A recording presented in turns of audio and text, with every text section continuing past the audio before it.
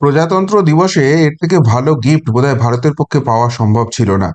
যে গদ্দার জো বাইডেনের অঙ্গুলি হেলনে ভারতের দুপাশে দেশ পাকিস্তান এবং বাংলাদেশ, সেখানে সেখানে গণতান্ত্রিক পদ্ধতিতে নির্বাচিত যারা প্রশাসক ছিলেন তাদেরকে সরিয়ে সেই প্রশাসনে জোর করে এমন লোকেদের ঢুকিয়ে দিয়েছিলেন যাতে ভারতের বিরুদ্ধে তারা বিদ্বেষ চরমে নিয়ে যেতে পারে এবং ভারতের মধ্যে অস্থিরতা ক্রিয়েট করতে পারে।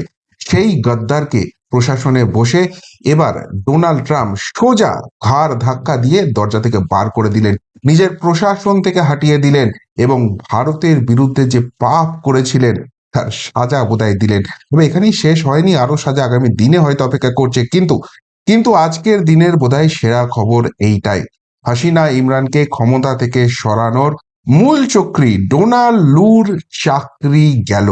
কে এই ডোনাল্ড লু? আপনারা অনেকেই হয়তো এনার নামটা শুনেছেন, এনাকে হয়তো চেনেন, কিন্তু যারা জানেন না তাদেরকে যদি একটু এর হিস্ট্রি জিওগ্রাফি বলি না, চমকে উঠবেন। এবং ঠিক কতখানি ভারত বিরোধিতা করেছিল, ঠিক ভারতের কতখানি সর্বনাশ করেছিল এই ডোনাল্ড লু, একবার দেখে নিন।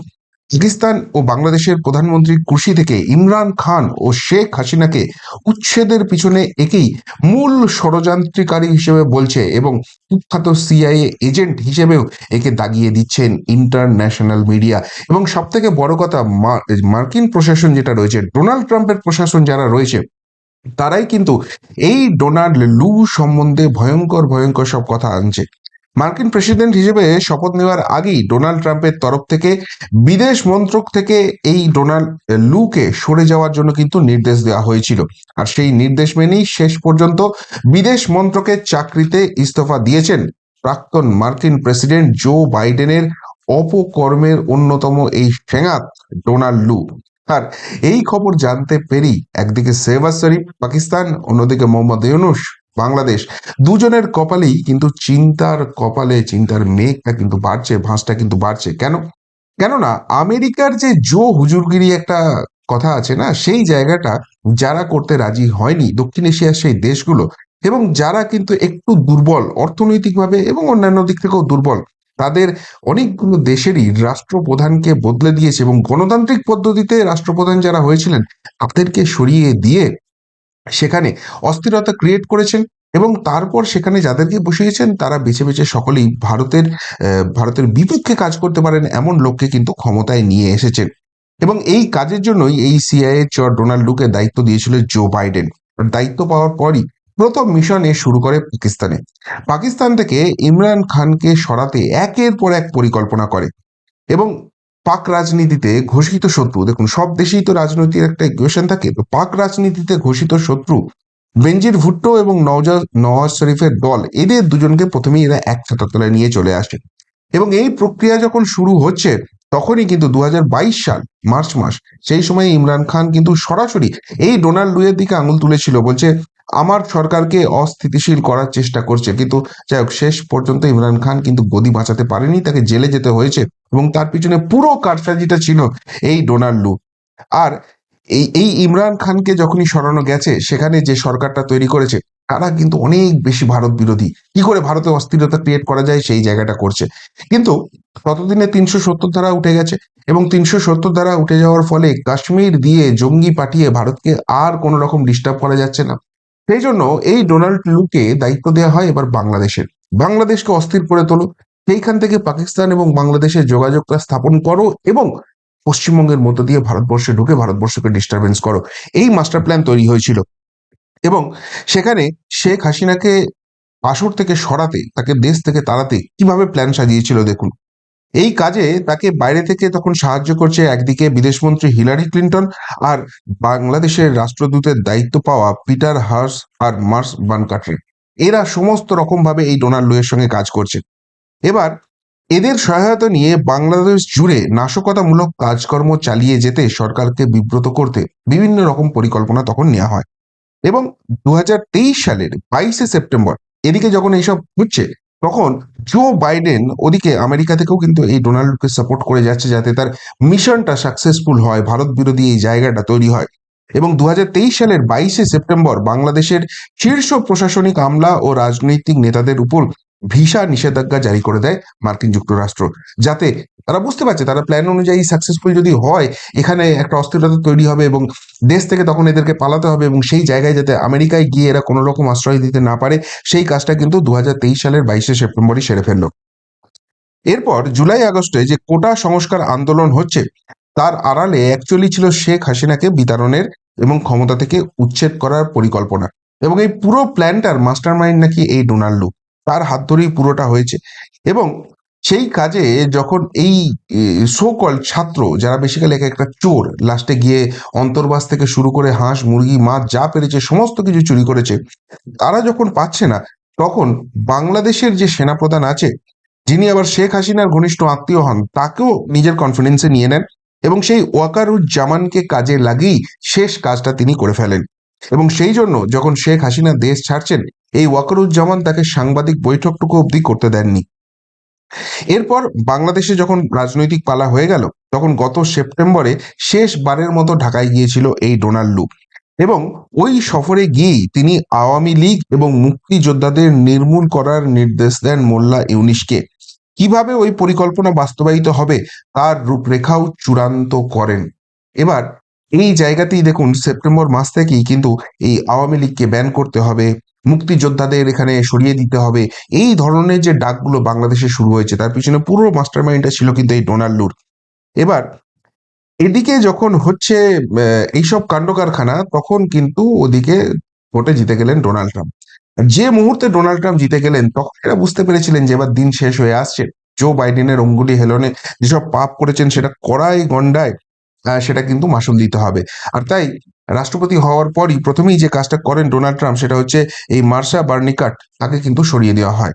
আর এবার এই দক্ষিণ এশিয়ায় একটা অস্থিরতা তৈরি করা, ভারত বিরোধী একটা জায়গা তৈরি করা, এই জায়গাটা যে মাস্টার মাইন্ড ছিল, সেই ডোনাল্ড লুকেও কিন্তু সরিয়ে দেওয়া হলো, তাকে ঘাড় ধাক্কা দেওয়া হলো।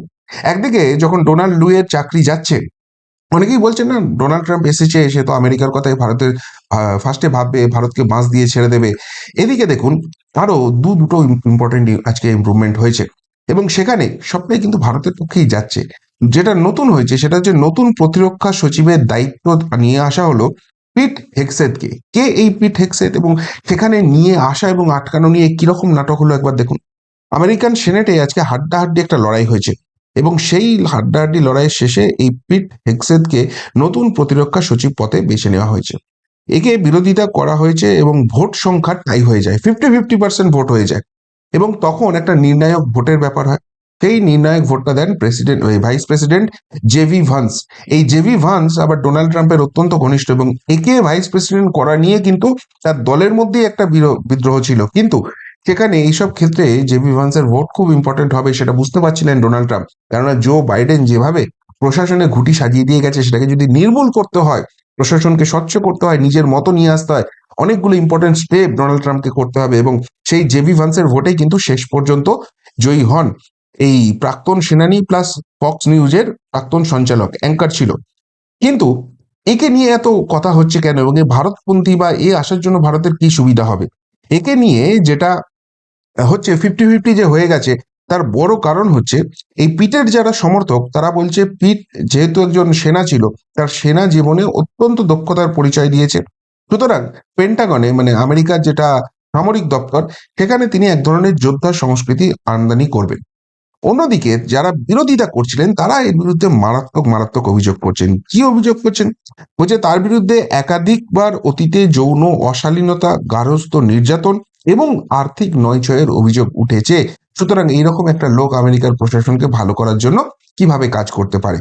এদিকে ডোনাল্ড ট্রাম্প, যিনি প্রেসিডেন্ট আমেরিকা, তিনি বলছেন সমস্ত কিছু বিতর্ক উড়িয়ে, যখন এই পিট হেগসেথ জিতে গেছেন, বলছে আমরা দুর্দান্ত প্রতিরক্ষা সচিব পেলাম, আমরা খুব খুশি। কেন এত খুশি হচ্ছে? তার কারণ হচ্ছে এই পিট হেগসেথ হচ্ছে ভারতপন্থী। প্রথম কথা হচ্ছে এ অতি দক্ষিণপন্থী, এবং ভারতবর্ষেও প্রথম এখন যে দলটা চলছে, তারা কিন্তু দক্ষিণপন্থী রাজনীতিতেই বিশ্বাস করে। ফলে সেই জায়গা থেকে একটা ভারতের সঙ্গে রিলেশন, এবং সেই জায়গায় প্রতিরক্ষা সচিব, এটা কিন্তু অত্যন্ত গুরুত্বপূর্ণ জায়গা।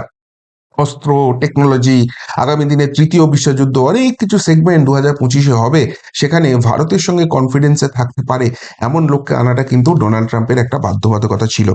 এবার সাধারণত ভারত এবং মার্কিন সম্পর্কের উন্নয়ন এবং দুই দেশের মধ্যে কৌশলগত মিত্রতার প্রতি সমর্থন দেখিয়েছেন অতীতে এই পিট হেগসেথ, ভারতপন্থী। এবং সব থেকে বড় কথা, চীন এবং পাকিস্তান সম্পর্কিত বিষয়ে ভারতের দৃষ্টিভঙ্গিকে সবসময় ইনি সমর্থন করে গেছেন।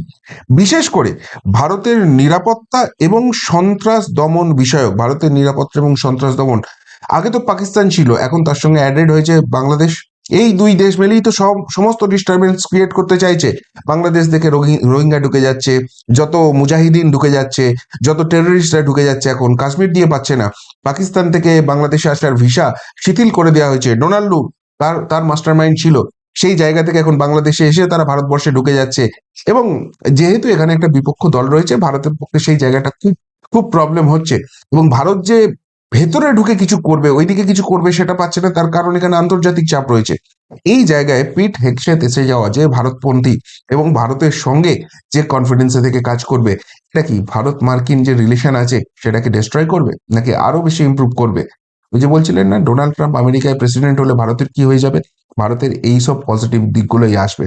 শুধুমাত্র তাই নয়, আজকে মার্কো রুবিও, জয়শঙ্করজির সঙ্গে বৈঠকের পরে এই মার্কো রুবিও তো এখন ঘরে ঘরে পরিচিত নাম হয়ে গেছে, মার্কিন পররাষ্ট্রমন্ত্রী। আজকে যেহেতু ভারতের প্রজাতন্ত্র দিবস, সেই উপলক্ষে শুভেচ্ছা জানিয়েছেন। এবার দেখুন, এইগুলো হচ্ছে কার্টেসি কল বা কার্টেসি বার্তা দেওয়া, যে কোনো দেশেরই ক্ষেত্রেই সবসময় ভালো ভালো কথাই বলতে হয়।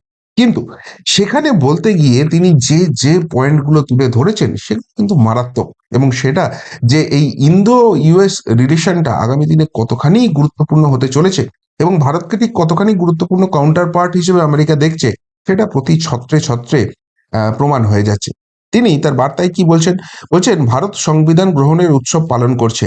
আমরা বিশ্বের বৃহত্তম গণতন্ত্রের ভিত্তি হিসেবে এর স্থায়ী গুরুত্ব স্বীকার করে তাদের পাশে দাঁড়িয়ে আছি।